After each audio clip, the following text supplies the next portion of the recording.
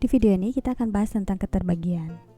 Untuk itu, coba perhatikan dulu pernyataan matematika yang ditampilkan di layar ini. Seperti yang bisa dilihat, pernyataan ini memperlihatkan bahwa 32 dibagi 2 itu hasilnya 16. Dari pernyataan ini, ada beberapa informasi yang bisa kita dapatkan. Yang pertama, kita tahu bahwa 32 dibagi 2 hasilnya adalah 16. Kedua, pada saat 2 membagi 32, maka hasilnya adalah 16. Ketiga, 32 terbagi habis oleh 2. Keempat, 2 membagi habis 32. Dan seterusnya. Makna 32 terbagi habis oleh 2 atau 2 membagi habis 32, itu artinya pada saat 32 dibagi 2, maka tidak memberikan sisa atau sisanya bernilai 0. Berdasarkan definisi, kita ketahui bahwa bilangan bulat A dikatakan habis membagi bilangan bulat B apabila ada suatu bilangan bulat K sedemikian hingga B sama dengan KA atau B merupakan kelipatan dari A. Berdasarkan definisi ini, maka pernyataan 32 dibagi 2 sama dengan 16 itu bisa dimaknai dengan 2 membagi habis 32. Bisa kita tulis ulang seperti ini. Berdasarkan prinsip kerjanya, maka ciri dari 2 membagi habis 32 adalah pada saat 32 dibagi 2 hasilnya adalah 16 dan tidak memberikan sisa. Selain itu, kondisi 2 membagi habis 32 juga dicirikan dengan 32 sebagai kelipatan dari 2 karena 32 sama dengan 2 kali 16. Berdasarkan pemaparan ini, bisa kita simpulkan bahwa arti simbol ini adalah A membagi B, B terbagi oleh A adalah faktor dari B, A adalah pembagi dari B, dan B adalah kelipatan dari A.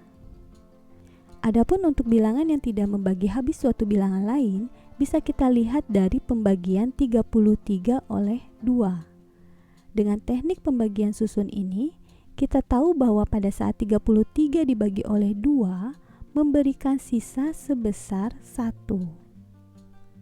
Berdasarkan definisi, jika A tidak membagi habis B, maka bisa kita tuliskan dengan simbol ini. Dengan demikian, karena pada saat 33 dibagi 2 memberikan sisa 1, maka bisa langsung kita simpulkan bahwa 2 tidak membagi habis 33. Nah, sekarang ada beberapa teorema yang akan dipelajari pada materi keterbagian.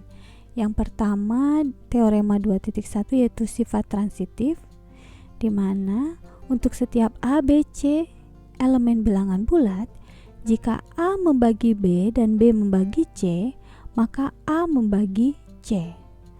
Lalu ada juga teorema 2.2, yaitu untuk A, B, M elemen bilangan bulat, jika A membagi B, maka A membagi M kali B.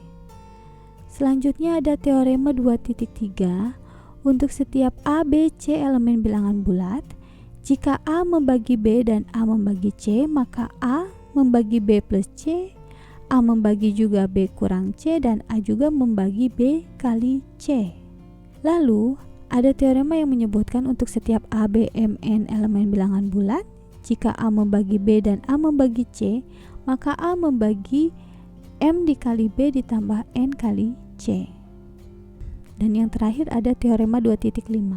Untuk setiap A, B, M elemen bilangan bulat, maka berlaku ketujuh sifat ini. Oke, sekarang kita akan coba mempelajari cara membuktikan beberapa teorema yang sudah disebut tadi. Yang akan dibuktikan sekarang adalah teorema 2.1. Untuk setiap A, B elemen bilangan bulat, jika A membagi B dan B membagi C, maka A membagi C. Ini akan kita coba pelajari. Untuk membuktikan pernyataan ini, maka ada baiknya kita pecah si pernyataannya ke dalam dua kondisi. Yang pertama itu kondisi awal dan yang kedua adalah kondisi akhir. Kita mulai dari kondisi akhirnya. Kondisi akhirnya adalah A membagi C. A membagi C itu artinya pada saat C dibagi A, itu hasilnya adalah suatu bilangan tertentu yang tidak ada sisanya. Misalnya di sini bilangannya adalah K. Dengan K-nya itu elemen bilangan bulat. Jangan lupa setiap atau seluruh variabel yang akan kita gunakan, kita perkenalkan di sini sebagai bilangan apa. Karena ini tadi kita munculkan bilangan baru yaitu K, maka kita perkenalkan bahwa K-nya itu elemen bilangan bulat. Di sini juga sama ya. Variabel yang kita gunakan itu adalah A, B, C. Berarti A, B, C itu elemen apa? Di sini dikatakan elemen bilangan bulat. Oke, sekarang kita kembali lagi ke sini. A membagi C itu sama saja dengan ketika C dibagi A, itu hasilnya adalah suatu bilangan tertentu tanpa ada sisa. Dengan demikian, A membagi C itu bisa juga kita tuliskan sebagai C sama dengan A kali K. Atau dengan kata lain, C merupakan kelipatan dari A. Ini yang akan kita tuju.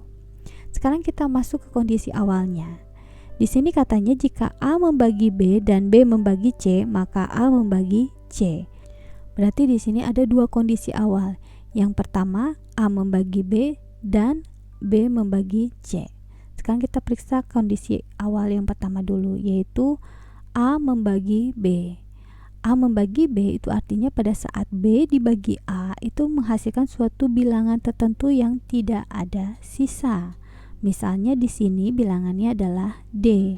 Kita perkenalkan D itu apa? Di sini D-nya merupakan bilangan bulat.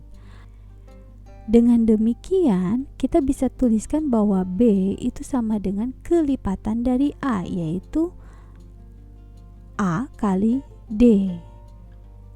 Kondisi awal kedua adalah B habis membagi C atau B membagi C.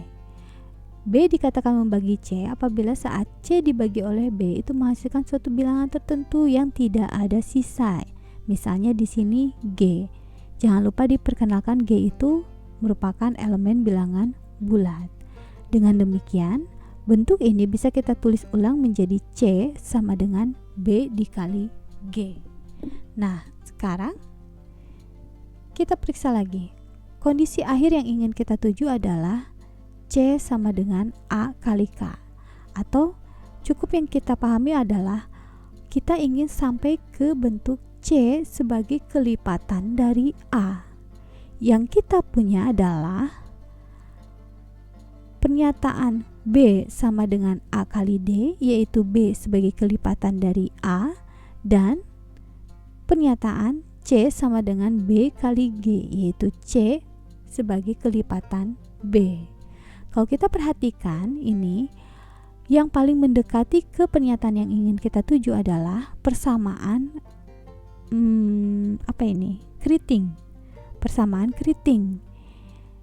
Cuman perbedaannya di sini si C itu merupakan kelipatan B, sedangkan pernyataan yang ingin kita tuju adalah C sebagai kelipatan A. Di sini pada persamaan log, kita tahu bahwa B itu merupakan kelipatan AD.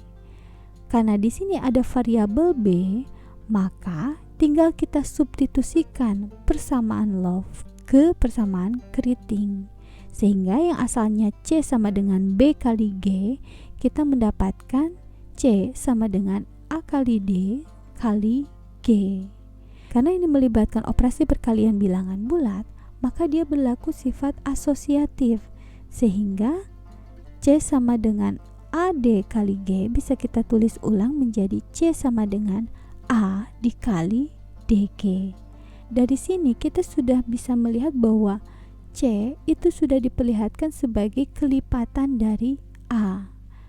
Kenapa? Karena saat C dibagi A itu hasilnya adalah DG dan tidak ada sisa. Dengan demikian A membagi C.